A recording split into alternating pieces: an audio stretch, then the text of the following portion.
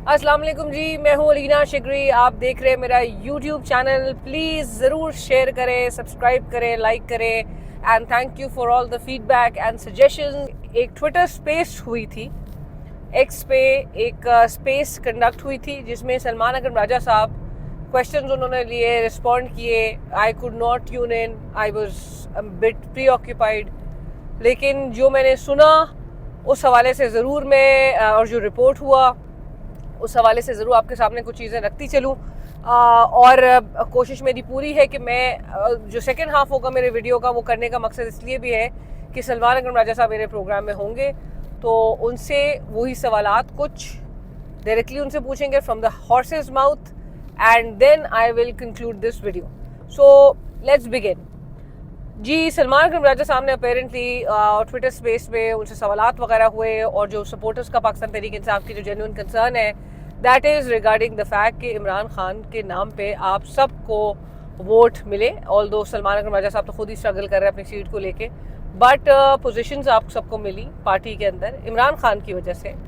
Supporter ये मुसलसल सवाल कर रहा है कि जी आपने इमरान खान की रिहाई के लिए आप लोग क्या कर रहे हैं, आखिर किधर है वो हिकमत अमली। हिकमत अमली के हवाले से बड़ी तनकीद हो रही है जी कि पाकिस्तान तहरीक इंसाफ चूँकि उसमें अब उसकी जो कोर लीडरशिप है, जो क़यादत है, सेंट्रल क़यादत, मरकज़ी क़यादत, उसमें ज़्यादातर वो लॉयर्स नज़र आते हैं। ज़ाहिर है वो तमाम वकला जो कि जब पाकिस्तान तहरीक इंसाफ पर बुरा वक्त आया, इमरान खान साहब जब स्ट्रगल कर रहे थे, उस दौरान जब हालात बुरे हुए उनकी पार्टी को क्रश करने के लिए, इमरान खान पे केसेस, फिर उनको गिरफ्तार किया गया, फिर जेल के उनके टर्म के आगाज़ से लेके किस तरह से उनकी पार्टी की क़यादत को गिरफ्तार किया, अंडर ड्यूरेस पार्टी छोड़ने पर मजबूर किया। बहुत सारे लोग पार्टी छोड़ गए, उस शिप से ही उतर गए। लबाब ये था जी कि पाकिस्तान तहरीक इंसाफ एक रडरलेस शिप की तरह नज़र आ रही थी। ऐसे टाइप पे कि जब सियासतदान जो सारे जो क़यादत थी, जो मरकज़ी क़यादत होती थी पाकिस्तान तहरीक इंसाफ की, which was again based on politicians और हार्ड कोर पॉलिटिशियंस, इलेक्टेबल्स थे, बहुत अपने अपने उसमें एक क्लाउट रखने वाले लोग अपने अपनी कॉन्स्टिट्यूंसी के, और उन्होंने किस तरह से उन लोगों ने पार्टी छोड़ी, तो गैप तो किसी ने फिल करना था। उस वक्त उन बुरे हालात में जो आग का दरिया अबूर हो रहा था वो कौन कर रहे थे जी? लॉयर्स कर रहे थे, वकला कर रहे थे, जिनको उन्होंने बहुत चैलेंजेस का सामना किया। ये उस वक्त की बात है कि जब पाकिस्तान तहरीक इंसाफ को, आपको याद है कि जी कागजात नामजदगी वो तक नहीं सबमिट करवाने दिया जा रहा था जी, अबडक्ट कर रहे थे उनके तजवीज़ कुनंदा, तायद कुनंदा, लोगों के घरों पे छापे मारे जा रहे थे। किस तरह से इलेक्शन से पहले के उस सिनेरियो में जहाँ पर घर घर जाके कैसे अब पैगाम दिया जाएगा कि जब आपका इलेक्टोरल सिंबल छीन लिया जाए, बल्ला छीन लिया जाए अदालत की जानिब से, और उसके साथ साथ ही आप किस तरह से लोगों को बताएंगे आप कि आपको कौन से, जो लतीफ़ खुदा साहब कहते हैं ना, ही इज़ राइट, कि जो जहेज का सारा सामान जो है वो उनको एज इलेक्टोरल सिंबल्स दे दिए थे। किसी का मोर तो किसी का बल तो किसी की चारपाई तो किसी की मूली तो किसी का पता नहीं क्या बैंगन, क्या कुछ नहीं उठा के दिया था। अब लोगों में कैसे इसको अवेयरनेस क्रिएट की जाए? एक उनका डिजिटल प्लेटफॉर्म था, जलसों की इजाज़त ऑन ग्राउंड थी नहीं। जब वर्चुअल जलसे करते थे पूरे मुल्क का इंटरनेट डाउन कर दिया जाता था। इसके साथ साथ ही जी जब इलेक्टोरल सिंबल छीना, मुख्तलिफ सिंबल्स दिए उन्होंने, गूगल ड्राइव पे सारा वो एफर्ट की, तो जी उनकी वेबसाइट्स ब्लॉक कर दी पीटीआई की। तो क्या कुछ नहीं हुआ, ये सबके सामने है, ये it's part of record now. लेकिन उस वक्त में जो पुरानी क़यादत थी वो गायब हो गई, वो छोड़ गई कन्वीनियंटली। या डॉक्टर यास्मीन राशिद भी है, एजाज चौधरी साहब अभी जाके जिनकी जमानत हुई है, एजाज चौधरी साहब, शाह महमूद कुरैशी साहब आज तक खड़े हैं, डटे हुए हैं। महमूद रशीद साहब तबीयतें ख़राब हुई, डटे हुए हैं। उमर चीमा साहब डटे हुए हैं, आज तक जेल में है। सो इमरान खान की जो फिर देखा क्या जाएगा कि जी कोर साथियों में से कौन था जो बुरा वक्त तो हर पार्टी गुजरी है, लेकिन जिस इंटेंसिटी के साथ पाकिस्तान तहरीक इंसाफ को गुजारा जा रहा है वो सबके सामने है। उसमें कौन नहीं छोड़ के गया? वो सारे वो लोग जो कि इस वक्त भी उस क़यादत का हिस्सा है, और वो तमाम मेनली जो कि इस वक्त जेल में। जो छोड़ गए अब उनके लिए बड़ा आसान है ये कहना। अब फवाद चौधरी साहब की मैं ट्वीट देख रही थी, वो कहते हैं कि जी पुरानी क़यादत को आगे आना पड़ेगा। सलमान अकरम राजा साहब की वो जो बात का आगाज़ हुआ था उससे लेकर कि जी ये बड़ा अफसोसनाक है, इंतहाई शर्मनाक क्या कि सलमान अकरम राजा साहब ने कहा कि लोग बाहर नहीं निकले, लोगों पे डाल दिया गया है। सो मैंने इस पर भी मैं बात करूंगी और मैंने आगाज़ तो इसी बात से करना था, लेकिन just to address this bit के पुरानी क़यादत को सामने आना होगा। फवाद चौधरी साहब कह रहे हैं और उन्होंने हिकमत अमली तैयार करी। पुराने चेहरे कौन है जी? अली जैदी साहब, इमरान इस्माइल साहब, फवाद चौधरी साहब, मेनली तो ये थे। तो ये वापस आएंगे, इनकी एक्सेप्टेंस क्या है? अब आप देखिए फवाद चौधरी साहब ने सिर्फ ये सजेशन दी है, लेकिन फवाद चौधरी साहब के कमेंट्स में जाके देखें, ऐसे एक्सट्रीम व्यूज़ हैं जो कि अग्री नहीं करते फवाद चौधरी साहब से, जो कि सिर्फ और सिर्फ सवाल ये करते हैं कि फवाद चौधरी साहब आप किधर थे। सो क्रेडिबिलिटी बहुत एट स्टेक आ जाती है when you take a position and then you try to do damage control. लोग बहुत अवेयर हो चुके हैं जी। ये आप लोग ही थे जो कि पाकिस्तान तहरीक इंसाफ में रह के लोगों में शऊर जब उजागर कर रहे थे, तो शऊर आपने जब एक दफ़ा दे दिया तो बार बार आप लोगों को अब नहीं टेस्ट करें कि लोग अब अपनी पोजीशन से पीछे हटेंगे। आप पोजीशन से हट सकते हैं। सियासतदान जो है उसका कोई क्या कहें, ये भी गलत होगा कहना कोई दीन अमान नहीं है, ये हम कौन होता है डिसाइड करने वाले। लेकिन सियासतदान में ना अखलाकियात माजरत के साथ नजर आती है, ना पोजीशन से तो ऐसे डाइग्रेस करते हैं कभी, और उनके लिए जाहिर है वो हमेशा ये बात सामने रखते हैं कि कोई हरफ आखिर नहीं होता। उसूल की सियासत मतलब कौन कर रहा है इस मुल्क में? सो अवाम जो है वो सब कुछ बहुत क्लोजली देख रही है, क्लोजली गेज कर रही है। अवाम को आप नहीं कुछ कह सकते। कमिंग टू सलमान अकरम राजा साहब स्टेटमेंट, मैंने जिंदगी में जब मुझे ये गैस लाइटिंग की टर्मिनोलॉजी से आई केम अक्रॉस, और बहुत कुछ सीख रहा होता है इंसान, सो मुझे नहीं समझ आता था कि ये कैसे एप्लीकेबिलिटी इसकी क्या होगी और क्या मतलब है इसका। अच्छा, मतलब भी पता चल गया। मैनिपुलेट किस तरह से किया जाता है कि आप जैसे अब्यूज़र है वो विक्टिम को गैस लाइट करता है कि जी उसी के ऊपर सारा मलबा डाल के कि विक्टिम अपने आप को बिल्कुल अंडर कॉन्फिडेंट होकर वो अपने आप को ही ब्लेम करने लगे इस तरह। सो मुझे समझ नहीं आ रहा था कि मैं इसको किस तरह से, मुझे मतलब प्रैक्टिकल एग्जाम से आप लोग से भी मेरा ये ज़रूर मैं सवाल सामने रखूंगी कि गैस लाइटिंग के एग्जाम्पल ज़रा पाकिस्तानी सियासत में कोट कीजिए, बताइए मुझे भी कमेंट्स में, and then I will mention your comments as well. So gaslighting क्या होती है वो मुझे अब जाके समझ आने लगा कि अब सलमान अकरम राजा साहब जब कहते हैं कि वोटर या सपोर्टर जो है वो बाहर नहीं निकल रहा, वो कैसे बाहर नहीं निकला सलमान राजा साहब? वो तो बाहर निकला। आपने 5 अक्टूबर की कॉल दी, 4 अक्टूबर की, तब बाहर निकला। आपने 26 नवंबर की, 24 नवंबर से उसको बाहर निकालने की कॉल दी, वो तब भी बाहर निकला। वो उस वक्त 26 की रात को भी बाहर सारी चीज़ें बर्दाश्त कर रहा था, गोलियां खा रहा था, लाठियां उसमें जो है वो इस्तेमाल की जा रही थी, मारा जा रहा था उनको, जिस तरह से उनके साथ बर्ताव किया जाता वो साथ साथ था। ये आपकी क़यादत थी जो गायब थी। आपसे खुद भी सवाल ये किया गया कि आप क्यों नहीं निकले, लाहौर से आप आगे क्यों नहीं बढ़े? तो आपने कहा बड़े दरिया अबूर करके आना पड़ता है। लोग सारे आपके सपोर्टर्स जो है, पाकिस्तान तहरीक इंसाफ, इमरान खान का सपोर्टर, सारे दरिया अबूर करके ही बाहर निकला था, सारी चीजें बर्दाश्त करके। ये सड़कें सारी खोद दी गई थी, केपी से जो सारा लॉट आ रहा था वो सारे लोग किस तरह से आ रहे थे? सवाल ये हो रहा था कि आप अपने लोगों को बाहर नहीं निकाल सके, आप अपने जो क़यादत है वो सारी छुपती फिर रही थी। सो आप बलबा डाल दें लोगों पे और आप कहें कि जी लोग बाहर नहीं निकले, तब माना जाता कि अगर लोग वाकई बाहर नहीं निकलते। लोग अब आपको मेरे ख्याल से इन कॉल्स के बाद जो अली अमीन गंडापुर साहब ने किया है, लोग उस चीज़ को भी सीरियसली नहीं ले रहे कि भी कभी अली अमीन गंडापुर साहब आके जी 12 अजला क्रॉस करके एकदम से गायब, 12 अजला क्रॉस करके वो केपी पहुंच गए। सो इस किस्म की मनगढ़ंत स्टोरियां जब बनाई जाती हैं और सामने आती हैं तो अब लोगों ने सीरियसली लेना छोड़ दिया है। अब आपका जो शिकवा है, ये शिकवा बिल्कुल अब वैलिड इसलिए लगता है कि अगर अब आप कॉल दें तो अब आपको फियर्स या एप्रीहेंशन जरूर होंगे कि हम कॉल देंगे और लोग नहीं निकल रहे होंगे, क्योंकि लोगों के साथ आप लोग ने पिछले 26 नवंबर तक क्या किया था। लोग तो बिल्कुल इमरान खान की रिहाई के लिए, वो तो बिल्कुल इंटैक्ट थी उसका वोट जो इमरान खान का जो वोट बैंक है, इमरान खान का जो सपोर्ट बेस है, वो तो अभी भी इंटैक्ट है। वो आप लोग के लिए मुश्किल हुआ है। अब लीडरशिप के लिए इस वक्त एक बहुत बड़ा चैलेंज है कि आप लोग जो मुसलसल कह रहे हैं कि जी हम अभी हिकमत अमली तैयार है, प्लान जो है वो करीब कुछ दिनों में बताया जाएगा, लेकर आएंगे। ये उस प्लान से हटकर आपने लोगों को मोबिलाइज करने का काम आपका था।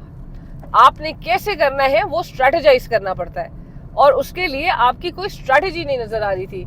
आप लोग जो है ना आप वो अलायंस बना सके ऑपोजिशन की, और ना आप कोई ठोस हिकमत अमली बना सके कि आप लोगों को बाहर निकाल सके। लेकिन माजरत के साथ लोगों पे मलबा डाल देना कि जी लोग बाहर नहीं निकले, जिसकी वजह से कामयाब आपके जो एहतजाज थे वो कामयाब नहीं हो सके। आपने क्या कर लिया? और पुरानी क़यादत को जो मशवरा देना है ये फवाद चौधरी साहब का, पुरानी क़यादत से तो फिर सवाल सबसे पहले यही होगा कि आप हिकमत अमली बनाए। किसने आपको रोका है? आप हिकमत अमली बनाए। सबसे पहला तो सपोर्टर ये चाहता है कि इमरान खान को रिहा करवाएं। आप अपनी अपनी कैपेसिटी में आप बिल्कुल जो कुछ कर सकते हैं आप करें। आपको किस चीज के गो हेड का आप इंतजार कर रहे हैं? आपको हेड्स अप तो नहीं मिलेगा इमरान खान से? आपको तो जाने की इजाजत ही नहीं है। या आपको जब जब अगर मौका मिला भी है बीच में हेयरिंग्स के दौरान, तो आपने इमरान खान से क्यों नहीं पूछ लिया? Hello and welcome back after a break. आज के दिन की हैपनिंग्स को अब कंक्लूड करते हैं। आज जहां पर कौमी असम्बली में हमें मौलाना साहब का एक पार्लिमानी पटाखा नज़र आ रहा था। मैं पार्लिमानी पटाखा इसलिए भी कह रही हूँ, और इस तरह के इस्तेमाल मुझे करना इसलिए भी पड़ा कि एक बहुत गैर संजीदगी का मुजाहरा किया जा रहा है हमारे सियासतदानों की तरफ से, एक ऐसे वक्त में कि जब भारत को एक दो टोक हमें रिस्पॉन्स देने की ज़रूरत है। अब भारत जो कुछ कर चुका है और जो वाटर बॉम्ब उसने चला दिया है, वो इट्सेल्फ इज़ सो अलार्मिंग कि चिनाब दरिया पे उसने जो पानी का बहाव है उसको रोका है। और पानी रोकने का मतलब है, और लास्ट 2 डेज़ में यानी कि गुज़िश्ता 2 दिनों में 35,000 क्यूसिक जो है वो कम हो चुका है पानी का जो लेवल है। अब इमेजिन करें कि मतलब ऐसे वक्त में कि हमारी गैर संजीदगी का मुजाहरा इस तरह से किया जा रहा है। वो जो छोटे छोटे पटाखे हम जो छोड़ रहे हैं, वो ये है कि कोई ब्रीफिंग नहीं अटेंड कर रहा, कोई वॉकआउट कर जा रहा है। मौलाना साहब आज वॉकआउट कर गए। आज कौमी असम्बली में करारदाद पेश हो रही थी। हुकूमती सतह से भी कोई संजीदगी का मुजाहरा नहीं है, सिर्फ बयानबाजी है। आज जब इतना इंपॉर्टेंट डे था, जब आपने सिम्बॉलिकली होता है ना, ये आपने करारदाद पेश करनी होती है, तो हुकूमती ये जो ट्रेजरी बेंचेस हैं उसमें हमें लोग ही नज़र नहीं आ रहे थे। ज़रा तस्वीर मुलाहिजा कीजिए, खाली थी नशिस्तें, और ये हमें बताया जा रहा है कि जी एक हम बड़े क्रिटिकल एक जंक्चर पे हैं। हम बड़े एक क्रूशल मोड़ से गुजर रहा है हमारा मुल्क, जहाँ पर हमें थ्रेट्स इस वक्त they are still looming around on our heads. और हमें बार बार बताया जा रहा है कि जी भारत कोई भी मिस एडवेंचर करेगा। भारत जो कुछ उसने करना था वो अटेम्प्ट कर चुका है। इस वक्त वो अटेम्प्ट कर चुका है। उसने यूनिलैटरली ना सिर्फ सस्पेंड किया, उसने पानी रोक दिया है। भारत जो कुछ वो इम्पैक्ट क्रिएट करना चाहता था, उसके रैमिफिकेशंस हैं, उसकी कॉन्सिक्वेंसेज हैं, और वो चीज़ जो है वो बेयर करना होगा अगर आप सारे एक पेज पर नहीं आए। मौलाना साहब की क्या ही बात है। मौलाना साहब जो है वो कभी हुकूमत के साथ है, कभी हुकूमत के साथ नहीं भी है। मौलाना साहब कभी हुकूमत के मुखालिफ है, कभी हुकूमत के हामी है। मौलाना साहब कल को, आज तो वो तकरीर कर रहे थे, उन्होंने जो गैर संजीदगी है हुकूमत की उसको तो हाईलाइट किया। नेचुरली अगर हुकूमत से सवाल होना था, फ्लोर ऑफ द हाउस में जो है वो बातचीत होनी थी हुकूमती, कोई भी हमें, तारिक फजल चौधरी साहब ने बहरहाल करारदाद पेश की। सो हमें बाकी मिनिस्टर्स हमें नज़र ही नहीं आए। दूसरी चीज़ ये कि मौलाना साहब को कल को अगर ये मिनिस्टर्स मना लेंगे तो मौलाना साहब वापस से आपको फ्रंट रो में नजर आएंगे। सबको रियलाइज करने की ज़रूरत है कि हमें बड़े इशू पर फोकस करना है। आप छोड़ दीजिए एक दूसरे से इख्तलाफात। अब भले भारत हम पे टैंक ना चलाए, भले भारत हमें हम पर रफेल तैयारों से जो है वो बमबारी ना करे, लेकिन भारत ने जो बॉम्ब चलाना था वो चला चुका है। और अगर वो ज़्यादा अरसे चल गया तो फिर हमारे जो छोटे मोटे पटाखे हैं वो किसी काम नहीं आएंगे। इसलिए होश कीजिए, होश के नाखून लीजिए और संजीदा हो जाइए। ये मसला जो है इस वक्त आपकी पूरी मुल्क की आवाम, सूबों की आवाम जो है वो, और जो मरियम साहिबा हैं उनसे भी गुजारिश ये है कि वज़ीर आला पंजाब हैं वो, और भारत आपके पंजाब को ज़्यादा टारगेट कर रहा है। सो बहरहाल आपकी तरफ से अभी तक रिएक्शन नहीं आया भारत के मज़मूम अज़ाइम और मज़मूम कार्रवाइयों पर, लेकिन आपका जो सूबा है जिसके लिए आप इतनी सरतोड़ कोशिशें कर रही हैं, उसकी आवाम सफ़र करेगी। वो आवाम पहले भी सफ़र कर रही है, वो आवाम आगे भी सफ़र करेगी कि जिस किस्म के भारतीय इकदाम के नतीजे में चीज़ें फेस करनी पड़ेंगी। बिसाइड्स दिस मैं यहाँ पे ये भी मेंशन करती चलूँ कि जी भारत की जानिब से भी जो एक्सट्रीम मेजर्स हैं वो अभी भी चल रहे हैं। SOPs क्या है जी कि जी उनके चैनल्स पे अब कोई पाकिस्तान का एंटी इंडिया स्टांस वाला कोई एक्सपर्ट नहीं होगा। अब वो एक्सपेक्ट करते हैं किसी अपने, बहरहाल हर किसी को अच्छा लगता है अपने एको चेम्बर में रहना, भारत को सुनना ही नहीं है एंटी इंडिया कोई। मतलब आप इमेजिन करें सच शाइनिंग डेमोक्रेसी वाले वो जो दावे हैं ना वो किस तरह से एक्सपोज हो रहे हैं कि they do not want to. और ये इसमें लिखा हुआ है कि उन्होंने बाकायदा तौर पे अपने चैनल्स को रिस्ट्रिक्ट कर दिया है कि कोई एंटी इंडिया सेंटिमेंट्स रखने वाला पाकिस्तान साइड से एक्सपर्ट अब वो अपने शोज में शामिल नहीं करेंगे। गुड रिडन्स, हम बिल्कुल भी इंटरेस्टेड नहीं थे। मल्टीपल रिक्वेस्ट हमें भी आती है और मेरा ख्याल से पहली फुर्सत में जो अपीयर भी होते हैं उनको भी डिक्लाइन करना चाहिए था। जिस किस्म की बदतमीजी और जिस आप डिबेट में तो आप बिलीव ही नहीं करते, आप लोग का वन साइडेड पूरा मीडिया, गोदी मीडिया। इसके साथ साथ ही सलमान अकरम राजा साहब की बात कंक्लूड करनी थी, रेल को वो भी करती चलूँ। सलमान अकरम राजा साहब मेरे प्रोग्राम में थे, उनसे मैंने ये सवाल किया कि जी आपने गुज़श्ता रोज़ वो ट्विटर स्पेस जो हुई थी उसमें आपसे सवालात हुए, तो आपने मुझे, आप करेक्ट कीजिए अगर मैं गलत बोल रही हूँ, आपने ये बात कही कि अवाम जो है वो नहीं निकले। तो सलमान अकरम राजा साहब ने कहा नहीं, मैंने बिल्कुल ऐसी बात नहीं कही। मैंने कहा, और घुमा फिरा के बात का कॉन्टेक्स्ट वही था, वो कहते हैं कि जी मैंने कहा कि उससे भी ज़्यादा होने चाहिए थे लोग, और इनकलाब कौमें लेकर आती है, सियासी वर्कर्स नहीं लाते। अब सलमान अकरम राजा साहब विद ऑल ड्यू रिस्पेक्ट उनकी अप्रोच जो है वो बिल्कुल रियलिस्टिक एंड प्रैक्टिकल है, I agree to that extent. But when you say कि जी लोग नहीं निकले या उससे भी ज़्यादा होने चाहिए थे, तो आप लोगों को चार्ज करना या मोबिलाइज करने का काम सियासी क़यादतों का होता है, वो लीडरशिप का होता है। आप अगर लोगों को बोलते हैं कि लोग नहीं निकले, जी हमारा एहतजाज कामयाब नहीं था क्योंकि आपका जो टारगेट था वो आपने रिलीज़ कराना था अपने लीडर और दूसरे लीडर्स को, लेकिन लोग नहीं निकले, लिहाजा जैसे एज़फ के सारी लीडरशिप वहाँ पर मौजूद थी। जो लोग निकलते भी हैं तो फिर वो दे गेट वेरी अपसेट, वो मायूस होते हैं कि यार हम नज़र नहीं आए।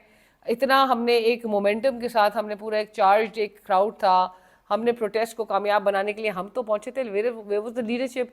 तो ऐसे में फिर देन व्हाट हैपेंस इज कि लोगों में उम्मीद ख़त्म होती है। आपने एज लीडरशिप आपने उम्मीद दिलानी होती है लोगों को, और वो उम्मीद अगर आप ये कहें और फिर एक दूसरी तरफ आप कहते हैं कि जी कौमें इनकलाब लेकर आती है, सियासी वर्कर्स नहीं।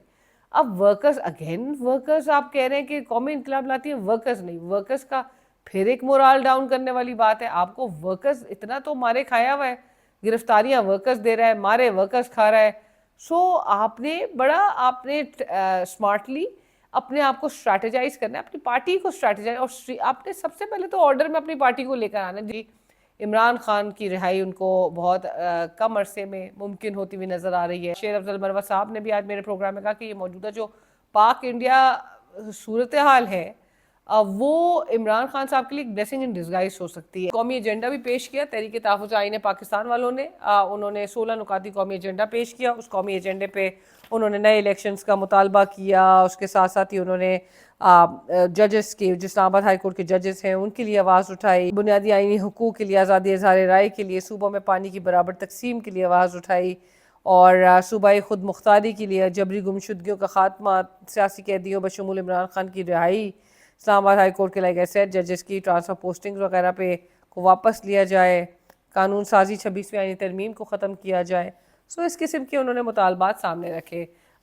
ये मुतालबात ही आप सामने रख सकते हैं क्योंकि इनको मनवाने के लिए नेचुरली जो एक कोहेजन है या जो एक ये इत्तेहाद है, जो एक ग्रैंड अलायंस की बार बार बात की जाती है, वो ताहाल अभी तक नहीं नज़र आ रही है। क्योंकि ये कौमी एजेंडा सामने आया पर इसमें मौलाना साहब की पार्टी की शमूलियत इसमें नहीं थी। मौलाना साहब नहीं होंगे तो एक नेचुरली एक वेटेज वो रखते हैं, स्ट्रीट पावर है। बट मौलाना साहब इस वक्त किसी और फिर आज कौमी असम्बली में जब वो वॉकआउट करते, PTI ने उनके साथ वॉकआउट भी नहीं किया। PTI की फुल हिमायत हासिल थी उस करारदाद को। आमिर डोगर साहब कहते हैं कि जी हम हमारी जो करारदाद, ये जो करारदाद मुतफ़िक़ तौर पे पास हुई है, वो एक पूरे मुल्क से बाहर दुनिया भर में एक पैगाम गया है। ये आमिर डोगर साहब कहते दुनिया भर का वेरी पॉजिटिवली। और हामिद मीर साहब के शो पे उन्होंने ये बात कही। And on the contrary Omar Ayub साहब ने ट्वीट किया था on the non seriousness of the government. So party में clearly they are not on the same page, they are not aligned. Ali Zafar साहब, बैरिस्टर गौर खान साहब ये मुलाकात कर पाएंगे इमरान खान साहब से, लेकिन सेक्रेटरी जनरल सलमान अकरम राजा साहब ताहाल मुलाकात नहीं हो सकी और इमरान खान साहब की फैमिली से भी मुलाकात नहीं हो सकेगी. सो ये बाकायदा तौर पे एक मुनज़्ज़म किसी प्लान के तहत ये नज़र बज़ार तो आ रहा है कि इमरान खान साहब से मुलाकात के लिए उन तमाम लोगों का कि जिनके ज़रिए उनका कोई पैगाम और उनका सही पैगाम बाहर आ सकता है, उसको बहरहाल रोका जा रहा है. मेरे चैनल को ज़रूर सब्सक्राइब करें, अपने फीडबैक सजेशन ज़रूर आगाह कीजिए.